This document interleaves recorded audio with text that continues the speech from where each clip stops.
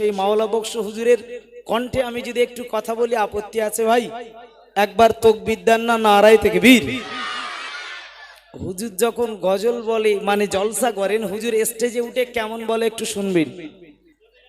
ধরেন মাওলা বক্স হুজুর স্টেজে উঠেছে, কিছু সময় ধরে নেন মোস্তফা গোলদার নাই, এসেছে মাওলা বক্স, তবে চোখ বন্ধ করলে আরো একটু ভালো হয়, কারণ সামনাসামনি দেখে একরকম পাবেন আর কণ্ঠ আর একরকম পাবেন, অসুবিধা হবে।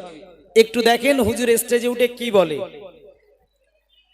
নাহমাদুহু ওয়া নুসাল্লি আলা রাসূলিল কারীম, আম্মা বাদ, ফায়া আইয়ুহাল হাযিরুনা রাহমানা ওয়া রাহমাকুমুল্লাহ।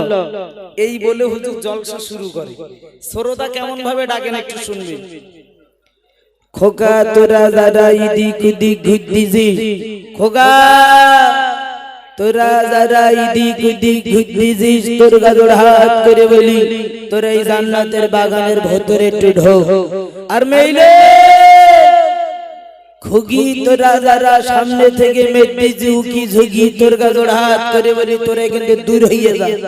এ কথা আমার না মাওলা বক্স হুজুরের কথা, রাগ করলে হবে না ভাই।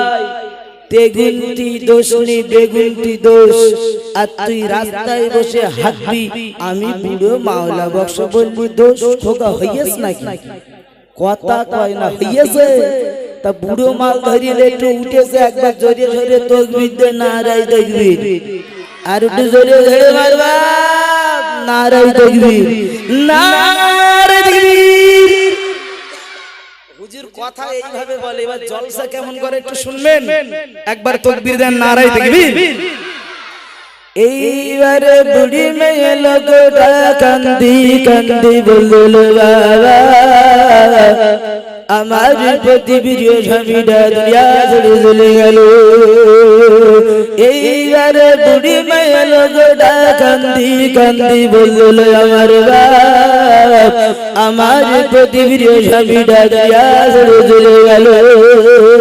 আমি দুঃখ ভরা চোখে তোমাদের কেমন করে বিনয় করে বলবো, বাবা আমার স্বামীরা দুনিয়ার জমিনে হিজলা ছিল, দুনিয়ার কোন মানুষ জানতে পারি রে। দোস্ত আছো কোথায়? কি গো দোস্ত আছো কোথায়? তো যাই হোক, হয়েছে নাকি ভাই? আমার আর দরকার নাই, আসবে এখন ইমরান ভাই। তাকবীর চাই, নারায়ে তাকবীর, না